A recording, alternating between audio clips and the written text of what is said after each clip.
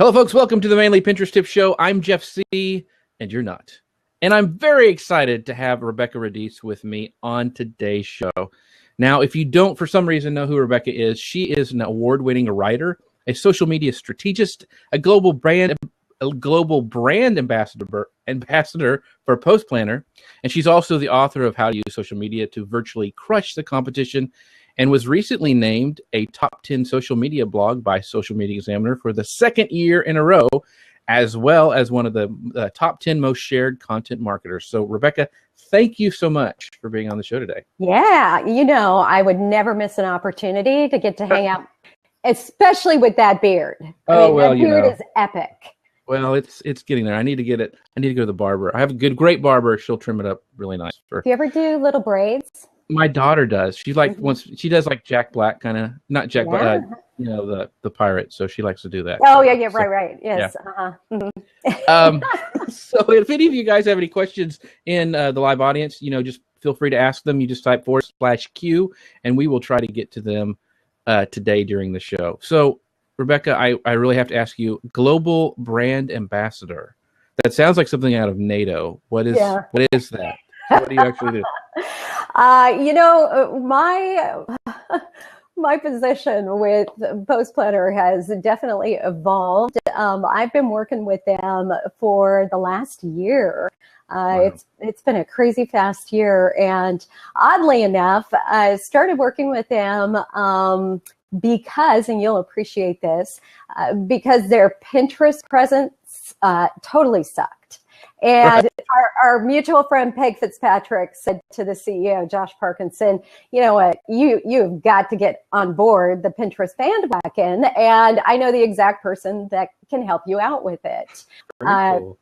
So I had started helping them with Pinterest, with Google+, and a couple of different things. And it's really evolved. And the idea behind Global Brand Ambassador was to really help spread the word about the brand. And I've been using Post Planner long before I ever started working with them. So was a definite fan of the app and all that it could do. And now I'm working on a daily basis with the marketing team on all of their inbound marketing. So in the creation, we just created and launched the Facebook 30-day challenge. Right. So pretty much every campaign that you see come out of Post Planner, I'm a part of. And it's been a ton of fun. I'll tell you, I've never been so challenged as a marketer than working with this team. And so, like I said, it's been a crazy fast year, but probably the most fun I've had in a really long time. Yeah, it kind of echoes. It's kind of funny that you're talking about that, because it was the same way with Social Media Examiner. I started, they needed somebody to do Pinterest, and then it turned into Instagram, and then it's Google+, and then it's doing video. And so it's, but the thing is, and I was going to ask this later, but we'll talk about it now. One of the things that I think, everybody talks about, increasing your reach and all this stuff, when you become big on, when you grow on social or whatever. And to me, it's not so much that, it's the collaboration, that I now can work with this team. And you mentioned how fun it was. It's just a blast. I mean, it's so much fun. That's awesome. And I think as we talk about, creating viral videos, I think that's one of the things that helped me out the most was as I had conversations and made relationships with people, I had people to collaborate with on my visuals and say, does this work? What do you think? I've done that. I've actually asked you that question before. And so I think sometimes that's one of the things. I think when people start out, they're scared to reach out to maybe some people around them, but how important that is for collaboration. Oh gosh, yeah, it really is critical, and that is so cool to hear, and not at all surprising that that has turned into so much more, or that you're having so much fun. Because I'll tell you, Social Media Examiner is definitely one that has that corporate culture that just it bleeds into everything you do, and you can't help but just want to be a part of that. I think every single person, you included, that's a part of that, you really emulate, all that Social Media Examiner has become. And I think a big part of that is in your willingness to collaborate, to really tap into the audience that's out there. And I know we've got so many people here that we've definitely supported and promoted, and we just continue to collaborate. And Peg, there she is. Yeah, there she is. We continue to support one another, and I cannot just speak more to that than we probably already have in just, on various social networks, of the importance of having your tribe. Of having that group of people that is just incredibly supportive of what you do and is helpful in amplifying your message and your vision, and helping you get the word out there about your business. And it's funny that Peg is here, that we were just talking about, kind of our personal journeys with Post Planner and Social Media Examiner. But I wrote her last night because I was just in San Francisco for the last several days. We have some really huge things coming with Post Planner, and so we were working on that. And I was with we're based in San Francisco, and I was with our CEO Josh Parkinson for the last several days. And so I was just sharing with Peg what a fantastic trip it had been. And I said, and it's all your fault, because she introduced me in the first place. And that is the power of building a community that, knows, likes, and trusts you, but supports you and really wants to cheer you on in your own journey. And what a difference, right? That is than the alternative. It's huge. And so I think that's a lesson that I think that anybody can take, and I wish I would have told my younger self a long time ago, is the collaboration. A real quick plug that, if you'd like to ever talk to Rebekah and me in real life, we will be in San Diego in April at Social Media Marketing World. We're both speaking there, so make sure you grab us if you're there. That would be a lot of fun. So that would be fun. We'll have to do maybe a blab, some kind of live streaming while we're there. Cool. Yeah, that would be very, very cool. So as we talk about visuals today, and I know, I've followed you since I can never remember getting on social media, and your visuals have always been top notch. But why do you think visuals are even more important as you see the future come, like in 2016, this year and beyond? What are your thoughts on that? I think they are, they're that instant connector. They're an immediate way for people to identify your content, for people to know who you are. And I think more and more, it's become critical that we stand out within the news feed or wherever it is you're spending your time, and that you do make it very easy for people to know who you are. And visual marketing does that. And thank you for saying what you did at the beginning, because I'm an enormous fan. I don't want to make this a love fest, but I am an enormous fan of your visuals, because I remember you worked on your brand, and it was, it's ugly. I don't remember the ugly part. I just remember that it was different. And you really finding what worked best for you, and you've nailed it. You've just found exactly. And I see your images on Instagram these days, and I probably spend too much time there. I'm giving that away. Yeah. I'm a little addicted. But they're beautiful. And they're just crisp, and they're clean, and they're straightforward. No, stop. All right, I'll stop. But you have figured out what that look and feel is for you. You've figured out exactly what that key takeaway is that you want people to be left with every time they look at one of your visuals. And I think that's going to become more and more important, as if it's not already.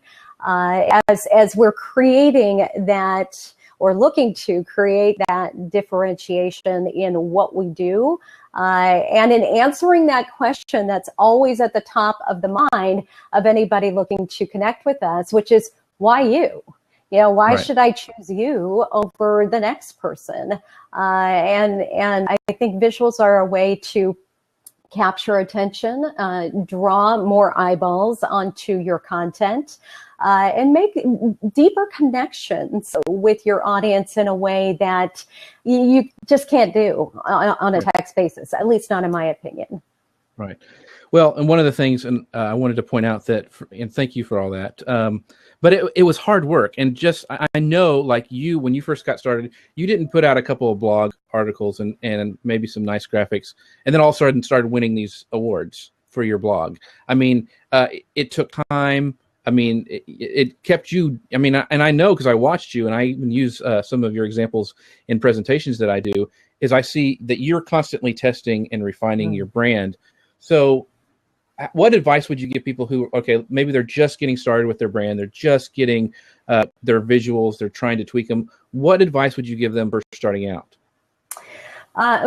Just get started, first of all. So find something that feels right for you and put it out there. It can be really scary to put that piece of you and your business out. Branding can be very, very personal.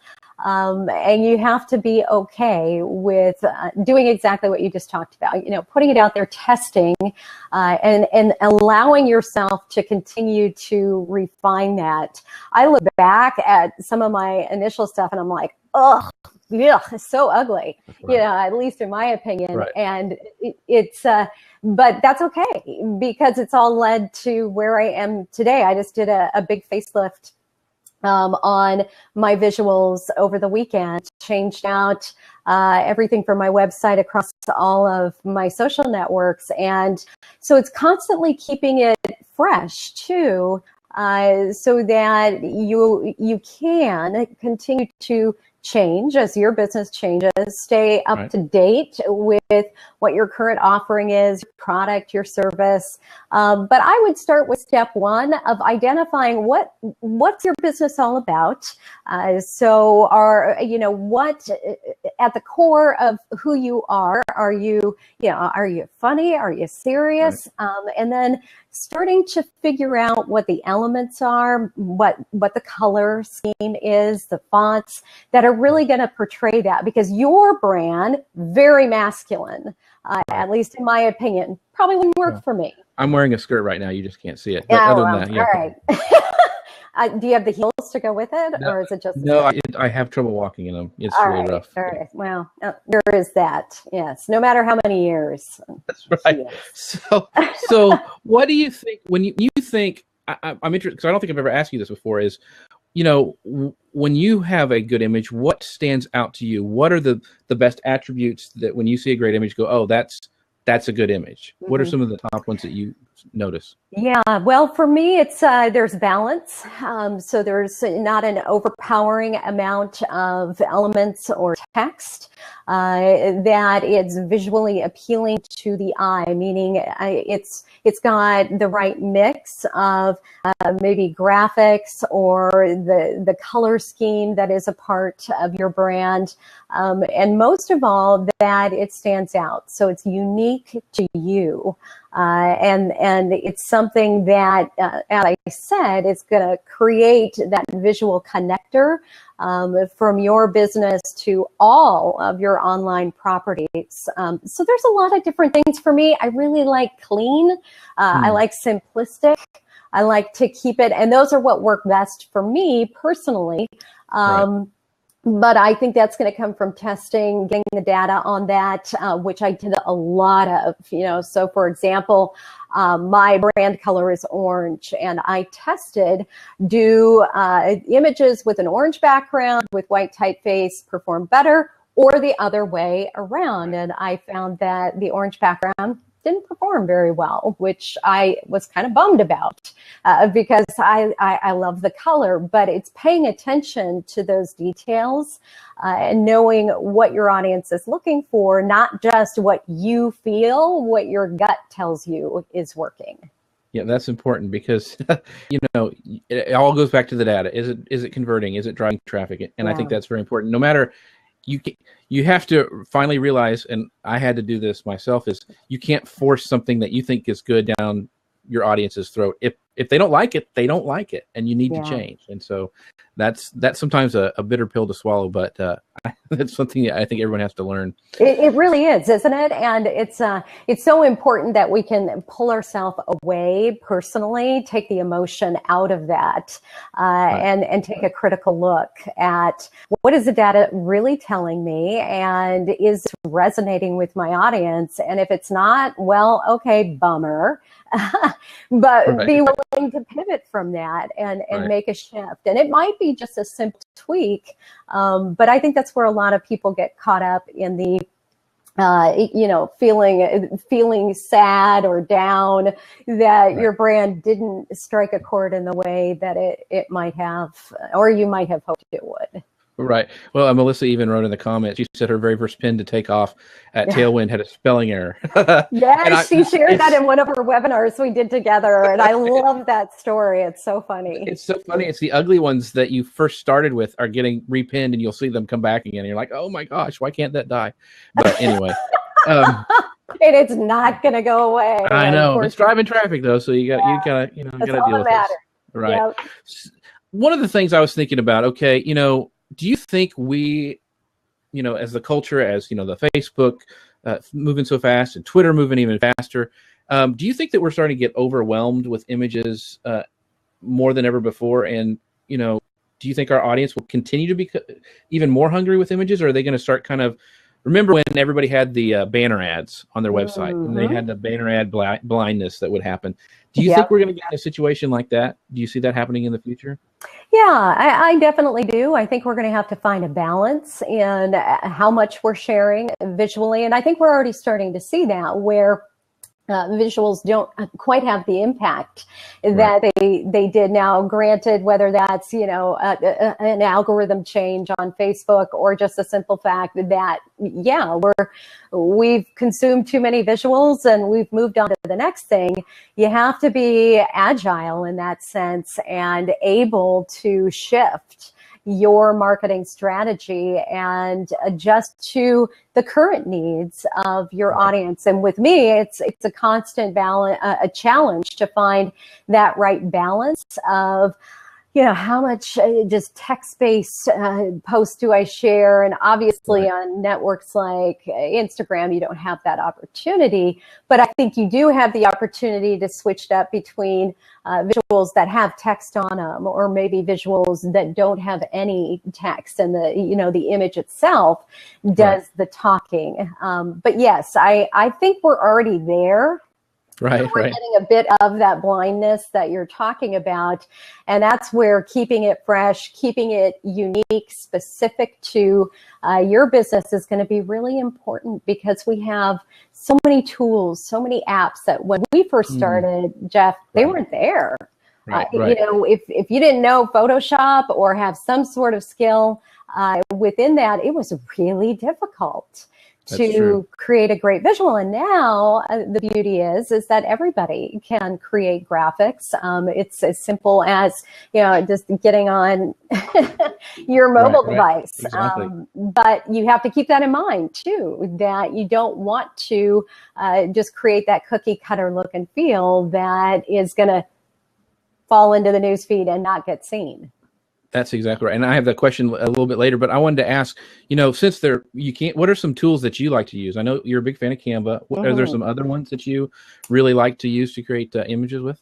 Yeah, I do. I've loved Canva, used Canva since day one, still use it. And to create a lot of different things, like I run 2 different chats, influencer chat and viral chat, which you're going to be on tonight. The Jeff and Rebekah show today. That's right, exactly. I use Canva to create all of those graphics that we share. And Relay is absolutely one of my favorites. I use it daily. That's relaythat.com, isn't it? Right. Love what Craig is doing over there. And then as far as I'm still probably 98% Photoshop. for me, but love apps. So, I mentioned I've been traveling. Apps are amazing when you're on the go, how much you can do with them. I've used WordSwag for as long as I think WordSwag's been around, and use Adobe Post, which I really, really love. But it's just a completely different look for me. And so I love to also test those graphics to see, I can pull a little bit different look and feel from each of those. For example, Relay I've been using to pull some quotes out of our chats, and I noticed right off the bat those were performing really well. Cool. And then I moved over to Adobe Post, and I've been testing a couple of different templates, but I like to find something that's working for me, and you'll see this on Instagram. I've got maybe 3 different designs that I rotate through. I like to find those and then test them out, and then I pretty much stick, with what's working. And I think that's another thing that you've done such a fantastic job with, is figuring out what that brand looks like and then sticking with it and not getting all crazy and all over the place like a lot of people do. Where I'm like, you don't know whose graphic that is, because they haven't created that seamless brand. Yeah, and I experiment a lot with doing some cinemagraphs on Instagram now. But one of my, and you will probably like this app, you need to try it. It's called Enlight, and it's almost like Photoshop for your phone. And I usually run all of my things through there before I go to Instagram, because I think they have some better filters and stuff. So anyway, that's a very, very cool little app to try. That's awesome. So going back to kind of what you mentioned before, since there is like a lower barrier entry, and I still use Photoshop, like you said, probably 90% of the time. What are some practical tips that you can give people to have their images stand out? Because, when Canva first came out, you could tell that was a Canva image after a while. You'd say, especially in Pinterest, you'd see your feed and you go, oh, there's a Canva. Somebody just took a template and changed the text and left everything the same. So how do you, what do you tell people to stand? How can you get them to stand out with their images? What are some advice on that? That's a great question, and it makes me think of my presentation at Social Media Marketing World, and something that I think Peg had done last year is in creating a style guide for your brand. And it can be very simple. It does not have to be convoluted and difficult. It's as simple as doing what we were talking about just a little bit ago, which is identifying what are the fonts that are going to really be synonymous with your brand, but also what are those fonts that are going to be easy to read? And that's one of the biggest mistakes I see. We saw it a lot on Pinterest in the early days of just those frilly fonts that they may be pretty, but they can be really hard to read when you've got content coming at you really quickly. So finding something that is going to be easy to read no matter what social network it's on, nailing down those colors. So what's your color palette? Do you have 2, maybe 3 colors that you're going to use over and over again, and making sure that you know what the hex code is, that you can use that within any of the apps we're talking about. And you pretty much can in any of these apps these days. You have so much flexibility. But creating even just that mini style guide that you stick with, and the fun, like with a Canva or a Relay, is then you can build that in to the app, so you don't even have to think about it. It's just there. And another part of that is creating your templates. So creating a template, and I've done this within all of the apps, that it's just so easy for me to go in and say, okay, I'm going to post to Instagram, or I'm going to post to Facebook, or over on Twitter. And so I've created these templates that are the exact right size. And it might be for a quote graphic. It might be for a tip. It might be a promotional graphic, like did for viral chat, but it's just very simple for me to just drop in various different elements, and it doesn't have to take me a whole lot of time to create that seamless look. And I think that's key too, is make it easy. Make it easy on yourself. So you're not, oh my gosh, Jeff, when I was first starting, I can't even imagine the amount of hours I spent moving things and tweaking and just trying to, find that exact perfect look. And there is no such thing. I think that's another thing, that we can both share, is that good is good enough. And you have to know when to move on. What is that quote? 80% and shared the world always is better than 100% perfect and stuck in your head. There you go. I love that. That was something that I had to get, because I'm still behind, because I still obsess a little bit over my images when I really shouldn't. You mentioned the hex code, and something that I do that is very helpful is I actually have those colors that I like on Evernote, because sometimes it's hard, not, you can't remember if you're on the go and you're using those apps and there's a place for you to put in those hex codes. You can just copy and paste from Evernote in there and you have it on your phone. So that's a great use of Evernote. I use Google, I use Drive. So everything is within a Google Doc for me, but that's another great tip of just have everything in one easy location. So if you are on the go, need to put something together on the fly, you're not frantically searching all over for it. Exactly. Been there, done that. Right. And I know we both have shared before, some of our favorite, I think even Post Planner may have a post on this, is the best place to find stock photos. But stock photos versus your own, what do you recommend? I think most people use stock photos because it's hard to, I'm not a good photographer, that's why I use them. So what about you? Yeah, and you can do a lot of things with stock photos these days to really tailor them to your brand. I think there was a while there where stock photos became just, we became inundated with them, and they got a bad name. Kind of a bad rap, but you can do some really awesome things with stock photos and create a scenario where you don't have to build something from scratch every single time. And if you're not somebody that has that artistic ability, I can't draw something. It's an easy way to find something that aligns with whatever the content that you're sharing, and also goes to making it easy, making it quick. I think the big concern is finding those that haven't been overused, that you're not going to see all over the place, and aren't too stocky in feeling, that it's not that standard. Yeah, exactly. There you go. Yeah. Yeah, they remind me of the 90s, when all of our marketing, and I'm dating myself in traditional marketing, but, it was just that handshake and that, somebody sitting at a typewriter, because of course we were still using them at that point. That's right.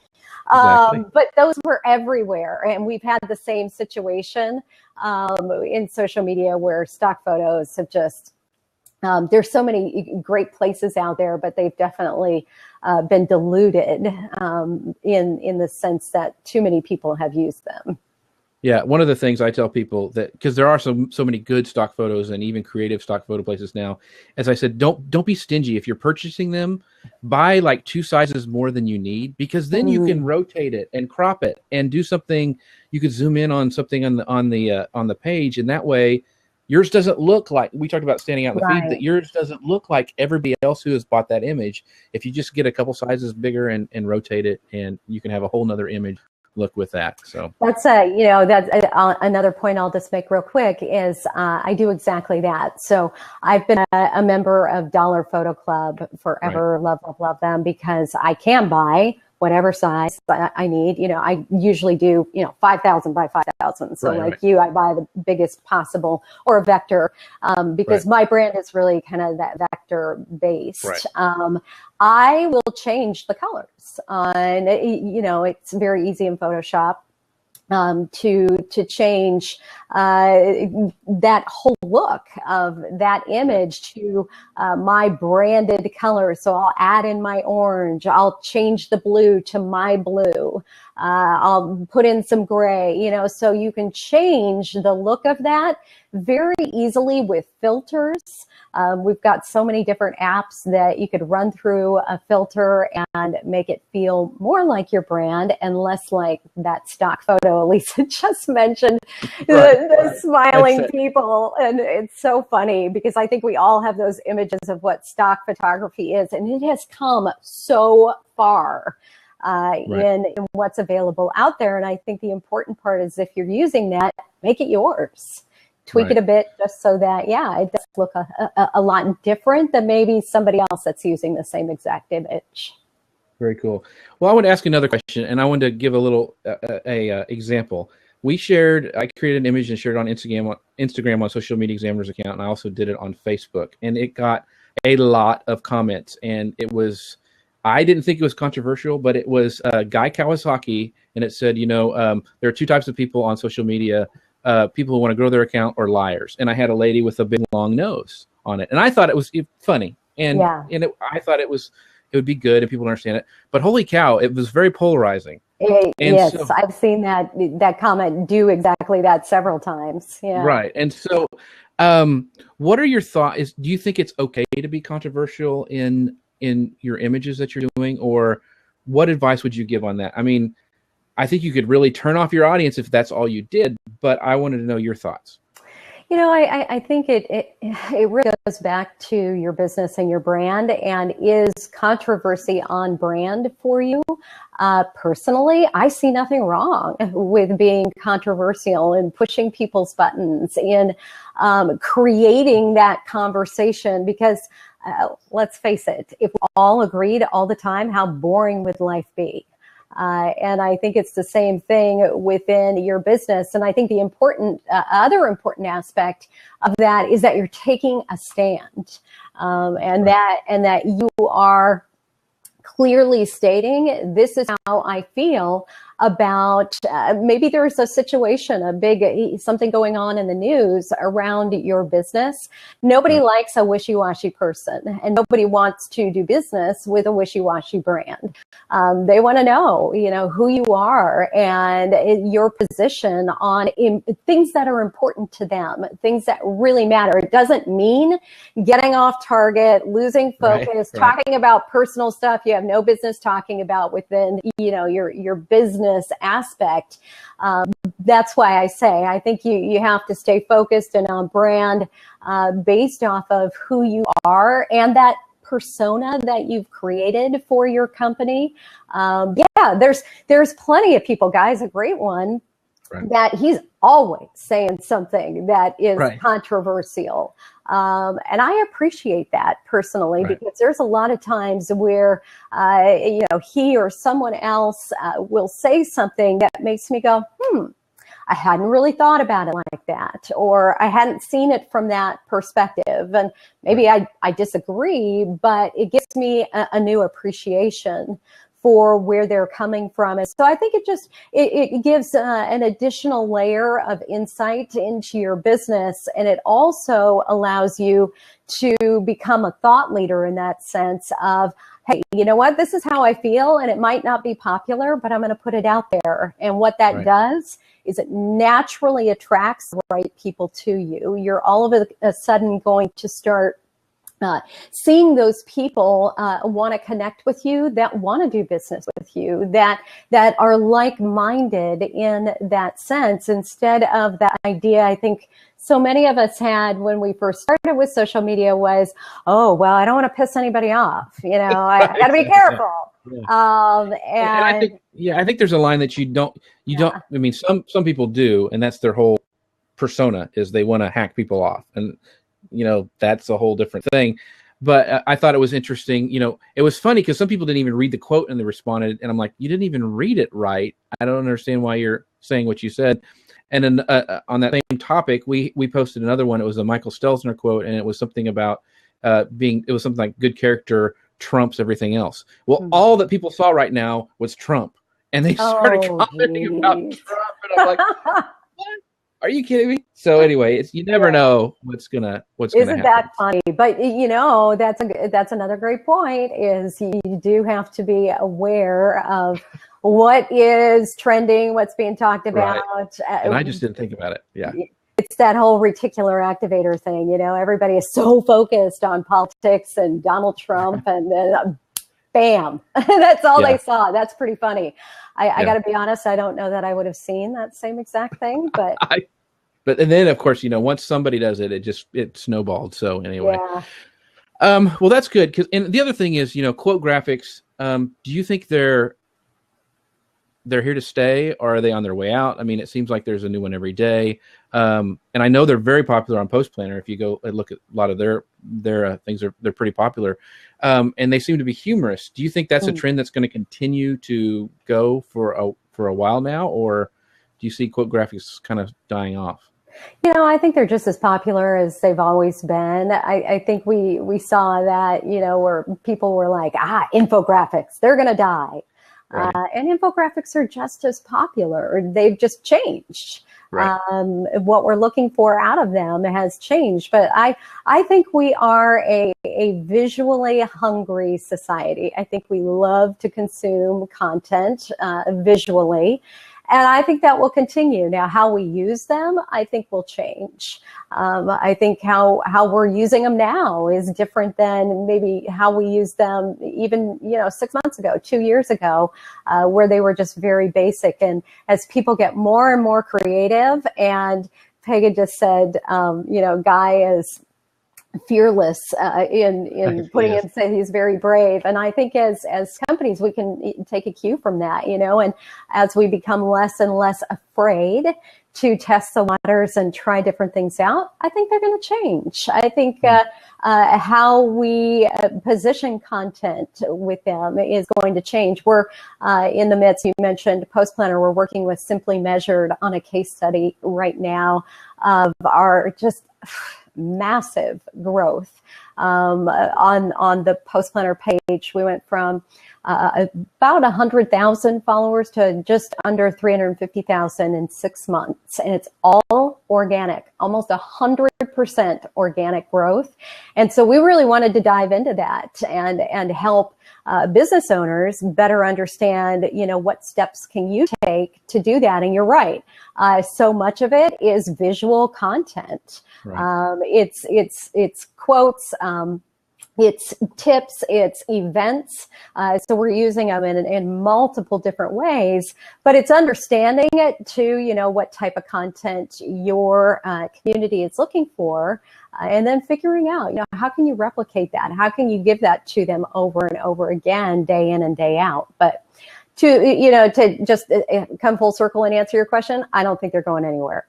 Okay, cool. Yeah, I have a feeling they'll be around for a while. They may be animated or, in 3D. Right. Yes, gifts are all the rage. Yes. Mm-hmm. So let's break down kind of the images that work on the different platforms. And a caveat, these could change tomorrow, because that's the thing with social. It is always changing. But, on Pinterest, we know that, the longer or the portrait style images seem to work the best. So on like Instagram, you can post different size images now. Are you still finding that the square images work the best for you and your companies? I definitely am. I've tested it with, we have the opportunity to do the different sizes, but I think we've gotten accustomed to those square images, and me personally, I just like the look of an Instagram feed that it has, those standard square images. There's something to be said for it. Now, I have a son who's a photographer, and so he was thrilled to death that he could change up the size or retain the original look of an image, without having to shrink it down. And he actually shunned Instagram for quite some time. I could not get him on there. I can understand that. Yeah, because of that. So I think for a lot of industries, it's probably a huge boon. They're probably thrilled to death to not have to lose the actual context of the original of the original image. But yeah, it is interesting to see that, Twitter opening up the fact that we can now, pretty much see any image size rather than having to have that specific size for Twitter. I'm finding that repurposing some of my high performing content from Instagram or Facebook over onto Twitter in, more that square size, they do extremely well. Really, I was going to ask you about that, because I know, like in Hootsuite in my dashboard, they still are cropped, because I use lists all the time to manage all my stuff. And so I was wondering if what the, because Canva had the recommended sizes and I was using that for a while, but I've started to use the square images, and I am seeing a difference. So it's really, really interesting on that. Yeah, it is to me too. I wondered what kind of an impact that change to Twitter would have. And for me, it's been, I'm a huge fan of repurposing, and with Post Planner, you can pull your Instagram, you can pull your Pinterest, you can pull your Facebook feed, anything right in there. And so I've just tested cross-promoting, as I said, that content that's performed really, really well, maybe on Instagram, and then tweeting it out. And it's been exciting to see how incredibly well those have done. So I'm wondering, based off of what you're saying, with what you see within Hootsuite, if more people have moved to the native Twitter app situation where they're actually looking through, Twitter, whether it's, on their desktop or laptop or on mobile, but looking through the actual Twitter app, and because you can see, full size. Right. So, okay, so we covered Instagram, Pinterest, Twitter. Okay, Google Plus. Now, I kind of felt like that was my first love of a social media platform, because I really liked it. But I kind of got away with clients and stuff, and now they've changed it up with collections. So do you have any recommendations for Google Plus with your images?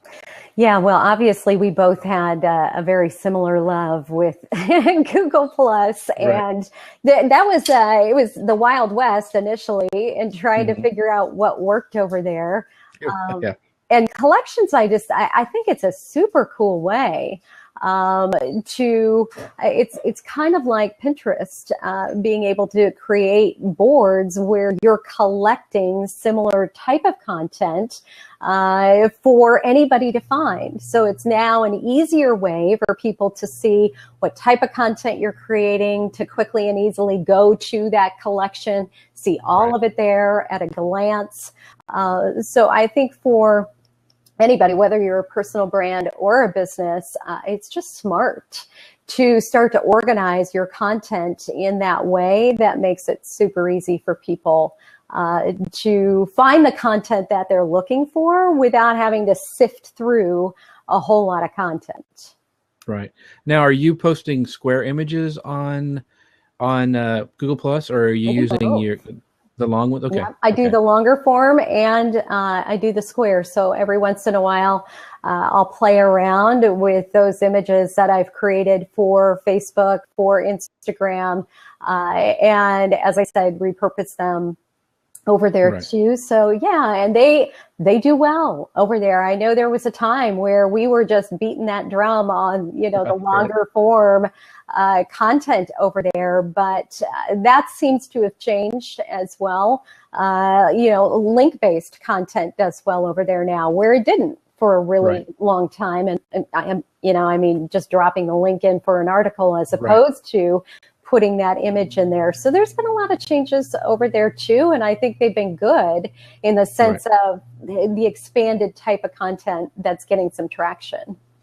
Well, what we're doing at Social Media Examiner is now we're doing the link posts, and since our Pinterest image is embedded on the blog post, Google Plus will actually let you select that as a link image. So my thinking is there's this huge area now that is clickable.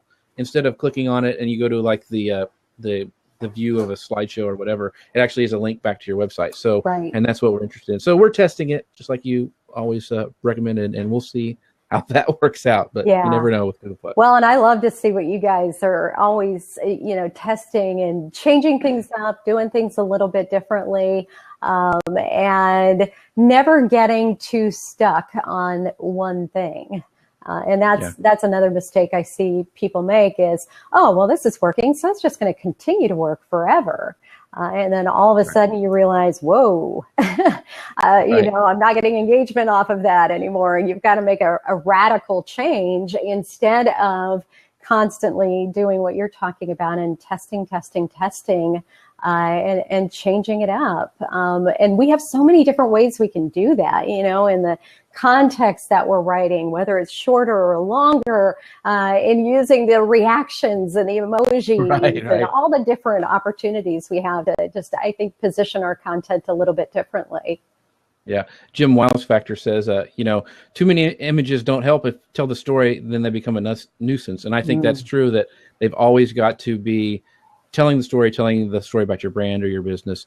We're getting kind of close on the end of time, but I want to ask some questions that people had posted to me. And one of them, and this is, I know, you can answer this, is it's from my friend Rob Russo. He's great over on Instagram, but he goes, hey, Rob. We're talking about viral images, so he wants a secret formula. Is there a proven combination of fonts, colors, or a photo that works across everything?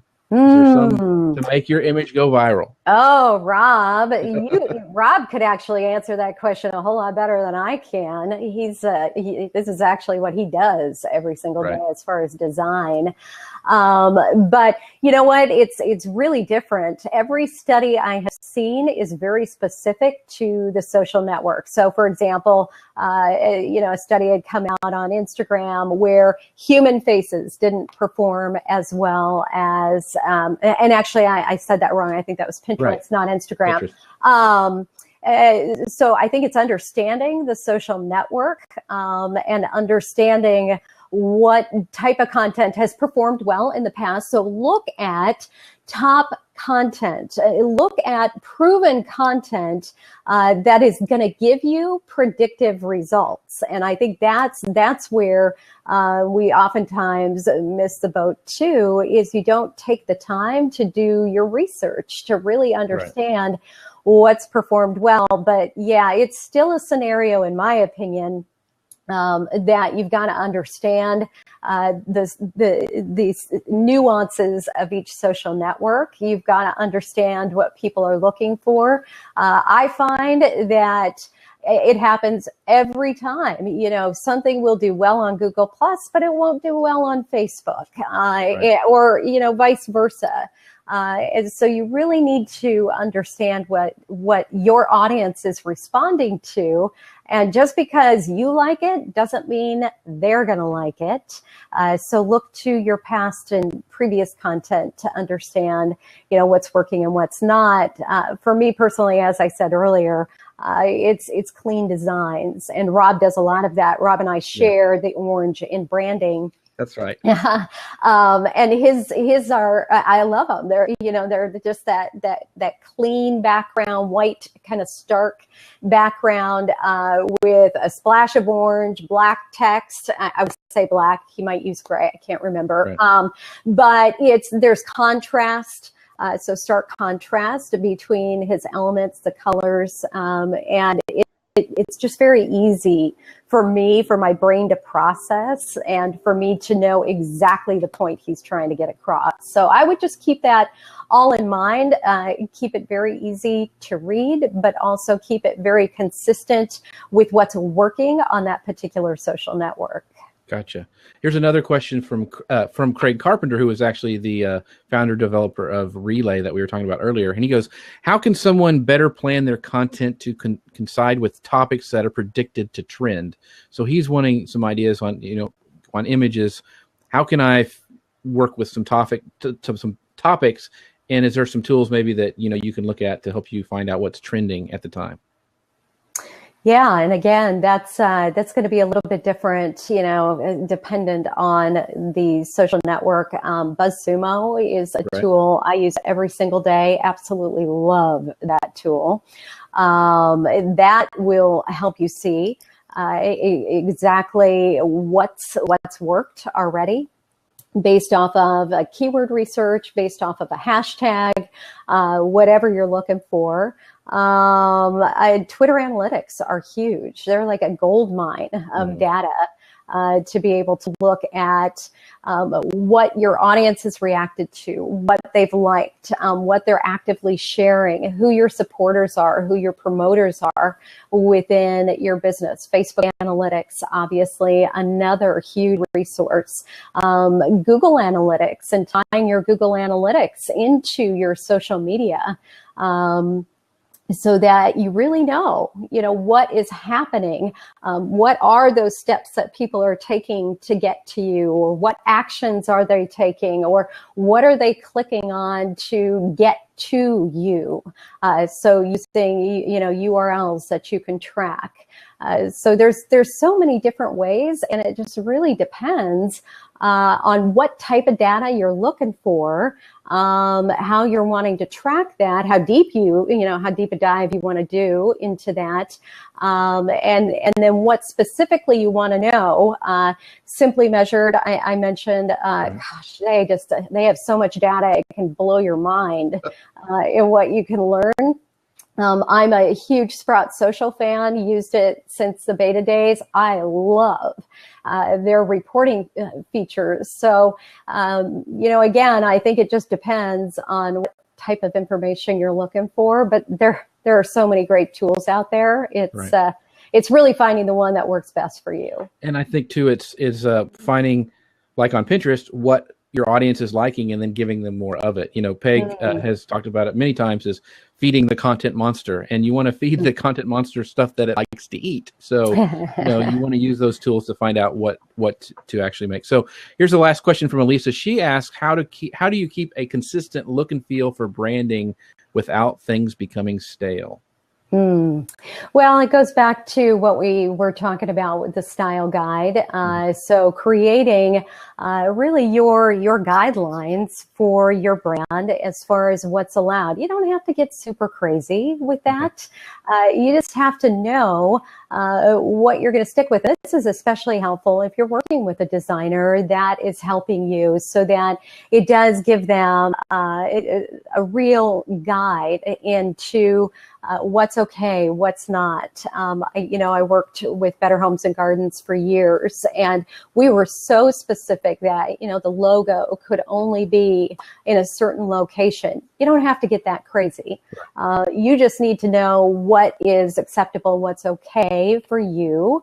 And then from there, once you've got that baseline, then you can play around with the other elements, with the fonts, with, maybe your background images. We talked about stock photos, and really start to figure out what that look is that is performing well for you, but gives you enough flexibility that you can change out those different elements within that. So I don't think there's any reason why you have to get stagnant in what you're doing. I have fun playing around, but still staying true to several things, which are, my brand colors, my brand fonts, and just that overall look and feel that is consistent with my brand. And once you've got that guide for yourself, then you can start playing around with other stuff. Right, exactly.